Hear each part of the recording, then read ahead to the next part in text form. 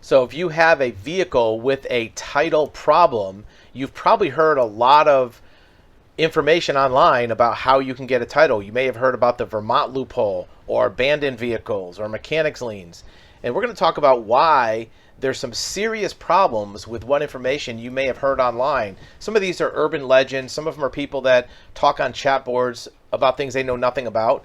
And some of these things either don't work. Some of them could get you into big trouble. So you want to make sure you're actually getting correct information about how to get a title, and you don't fall for one of these tricks or loopholes that either doesn't work or is going to get you in trouble. So we're going to talk about mechanics liens. We're going to talk about abandoned vehicles, and we're going to talk about the Vermont loophole and what the problems with those are, and why you want to be very, very careful before you jump into one of those or pay anybody to get you a title if they're going to use one of these methods, and you know what you're getting into. And at the end, we're going to talk about what are the things you can do to get a title and that you can do yourself. You don't have to pay anybody to do this if you don't want to, and what's going to work and not get you into any kind of jeopardy. First of all, let's talk about Vermont.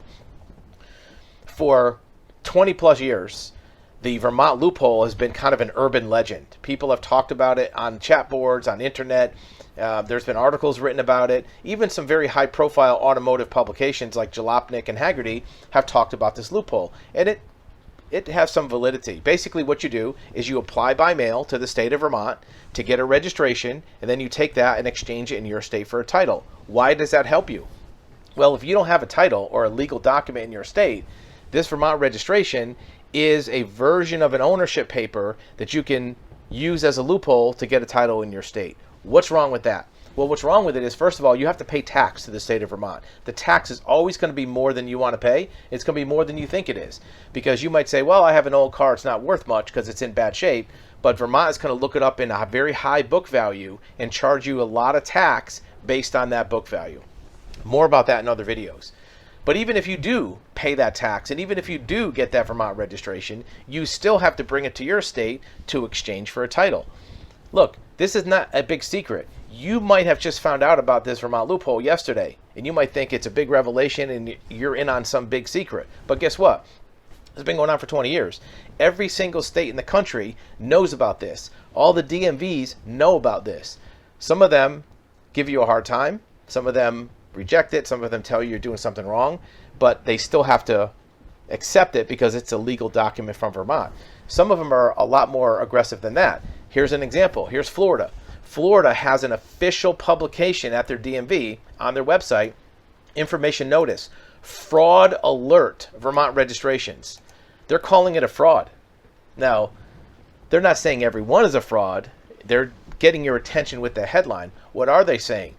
The Florida DMV has been informed that in lieu of a title, the Vermont Department of Motor Vehicles will issue a registration form of ownership. That's true.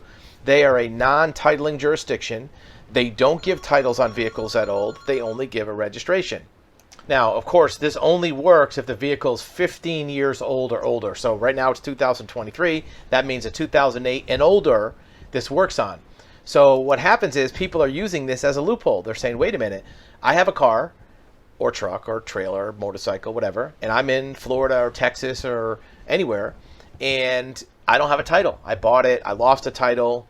I never got one from the seller. So instead of, I went to my DMV and they said, forget it, you need to have a title. So what I'm going to do is I'm going to go to Vermont by mail. You don't have to physically go there, but I'm going to apply by mail, get a registration, and then sneak it in the back door of my DMV to get a title. Well, your DMV knows about this, right? It says, in many instances, the registration ownership is being issued to persons who did not present a title to Vermont, who do not live in Vermont, nor were the vehicles ever located in Vermont. So this is the Florida DMV, right? They're saying, we know that the person who has this registration never had a title, they don't live in Vermont, and they did not bring the car to Vermont. So they know this. They're not stupid. So what does that mean?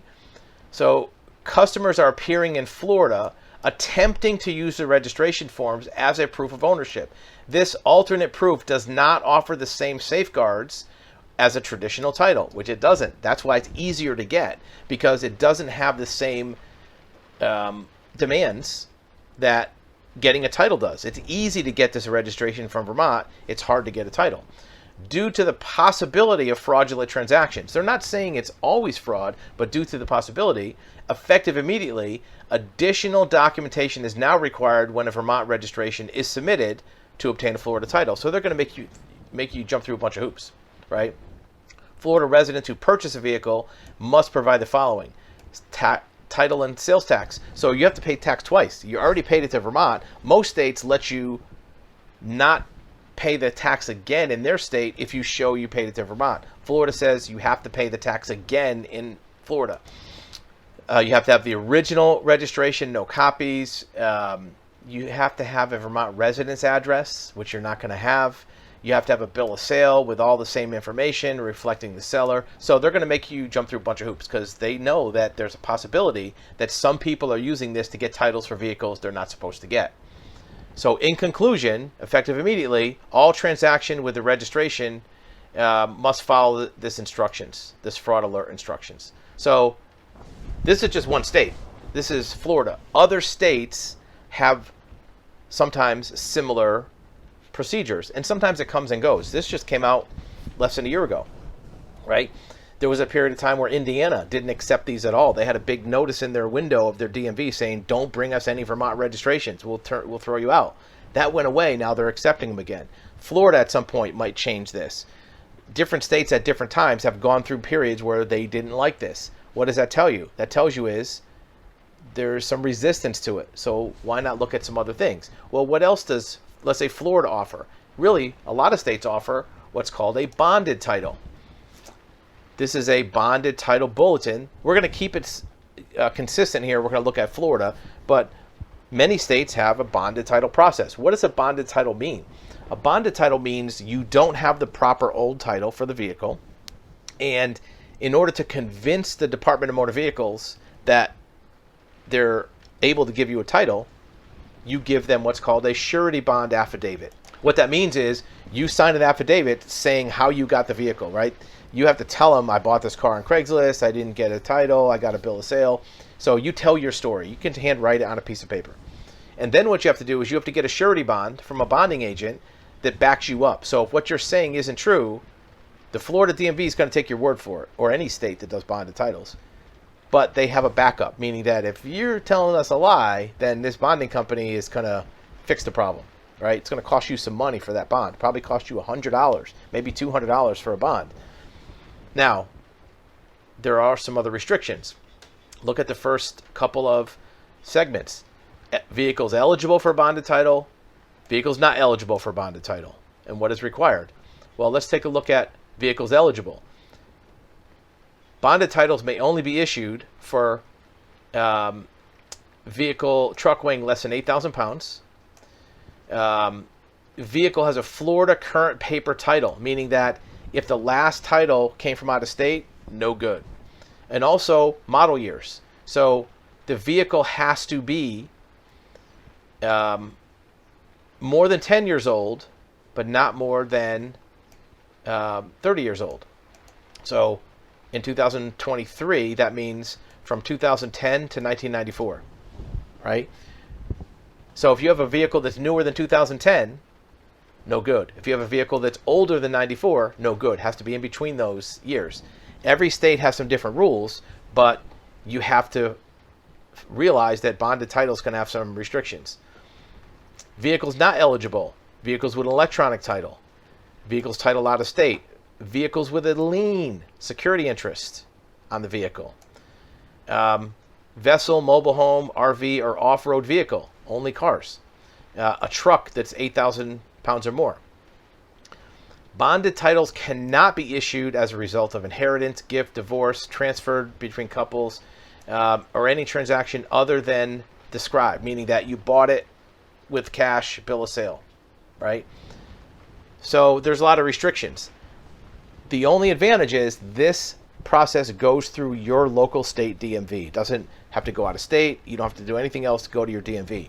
What's the downside to that? Well, the DMV in your state, some states call it Department of Transportation, Secretary of State, Title Division, whatever agency issues titles in your state, they have certain rules. There is no deviation from those rules. This is their procedure manual. It says right here, procedure manual.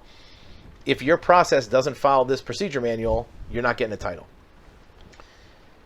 This is their procedure manual on Vermont registrations. Look at this. Florida Department of Motor Vehicles. Florida Department of Motor Vehicles. How can you get around Department of Motor Vehicles? Everybody does not like the bureaucracy of the DMV. Well, you have another option. You can go over the head of the DMV, go around them, go higher than them, and do what's called a court order title. And a court order title is a process where you submit an affidavit like this one. This is just an example. And you don't go to the DMV because they have restrictions. Remember, policy manual. They have to abide by their procedures. The clerk of court, they have no procedures. They can do whatever the heck they want. They're the court. They have power over the DMV. So if you submit a petition for an order of ownership for a vehicle owner, you submit it to the court. They're going to ask you for some information. How did you buy this vehicle? What's your copy of your license? Picture of the VIN number. They might do some background check on the vehicle to make sure it's not stolen, no liens, no salvage, whatever. And you swear under penalty of perjury. You put your name here. How did you obtain the vehicle? That's your statement. It says right here. How did you obtain the vehicle? You just write in there, I purchased it on Craigslist. Guy didn't give me a title. I got a bill of sale. I want a title. The court looks at it. If your story makes sense and you're not trying to scam them or do something illegal or improper, they sign this order, right? Signature of the court. You take this order, this one happens to be from Ohio, and you slap it on the counter at DMV and they have to give you a title. So this is a way for you as a vehicle owner to bypass the resistance on the Vermont fraud, the resistance on the procedures for a bonded title, and go right to the top, right to the power, and getting a court order title, right? So here's how you can short circuit all the problems. What about the other two things? What about mechanics lien? What about abandoned vehicle? Well, forget about those. If you are a private citizen and not an automotive facility, you can't do a mechanics lien. A mechanics lien is only offered for somebody with a licensed automotive facility that had a car brought into them for service or repairs that the person didn't pay for. And that repair facility has to have proof of that. You have to have a signed repair order saying, I authorize you to do work, fix my transmission. You have to have a license. You have to have posted notices. You have to have all kind of stuff. And you have to jump through a bunch of hoops. A mechanics lien is harder than this court order title. You have to send out notices. You have to file an auction in the newspaper. You have to sign affidavits. A mechanics lien is actually harder than a court order title, even for a mechanic that is allowed to do it. And you probably aren't allowed to do it because you're probably a private citizen, a civilian. What about abandoned vehicle? Well, everybody says, I'm just going to file for an abandoned vehicle. Well, good luck with that. Guess what? Abandoned vehicles are not finders keepers, right? An abandoned vehicle means that it's abandoned by everybody. It's just lost in space. So if you declare a vehicle to be abandoned, and you sign a paper saying that, and there's some forms that'll say abandoned vehicle, basically what you're saying is you're surrendering it to the government, to the state, for them to auction it off. If you are saying a vehicle's abandoned, you're saying it's abandoned too. Abandoned vehicles is not finders keepers like I found $1 on the road and I put it in my pocket.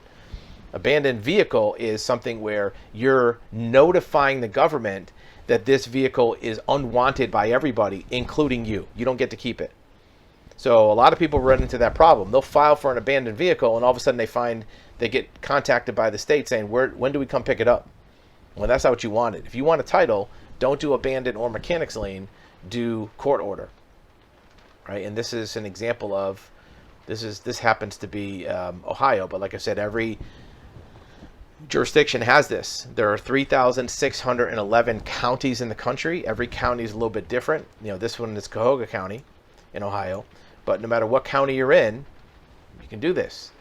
And there's no one set guidelines for this. Cuyahoga County, the reason we pulled this up is they actually have a form where you can fill in the blanks. Most counties don't have that. You would have to type up all these words yourself on a piece of paper and not have a fill in the blanks form like color by numbers type thing. So Titles are a legal government document. They're issued only by a government agency. You can't buy one from a company. You can't download one from the internet. You have to get it from the government. And then to get one, you either have to bring them the old title, or do a surety bond, or do this court order. Sure, the Vermont loophole exists. Try it if you want. Might work, might not. Even if it does work, it's going to be a hassle. More hassle than you might be aware of. More importantly, it's going to cost you a lot in sales tax. And you might have to pay sales tax twice, because here it says right here in Florida, you have to pay title and tax fees again in Florida after you paid Vermont. Some states are starting to do that more. You may not find out until you get to your state, right?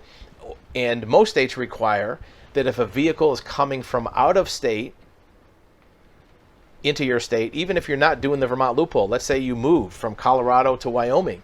When you bring a Colorado vehicle to Wyoming, you have to get it inspected. Any vehicle that comes from out of state has to be inspected. Well, if you're titling a barn find, a restoration vehicle, an old car, and you're using the Vermont process, well, think about it. Technically, your vehicle's coming from out of state because you got a Vermont registration. As far as they're concerned, it's an out-of-state title.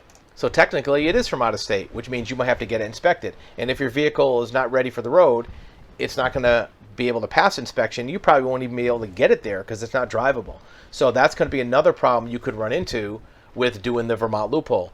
Again, it sounds very tempting because everybody likes to talk about it. It's a kind of a, people think they're in on some kind of secret, or they're getting over, or the whole word loophole kind of makes it seem like you're getting the better of the DMV. And maybe you will, but this is a better way to get over on the DMV, is using a court order. You're going over their head. You're not trying to outsmart them, because you might lose trying to outsmart the DMV.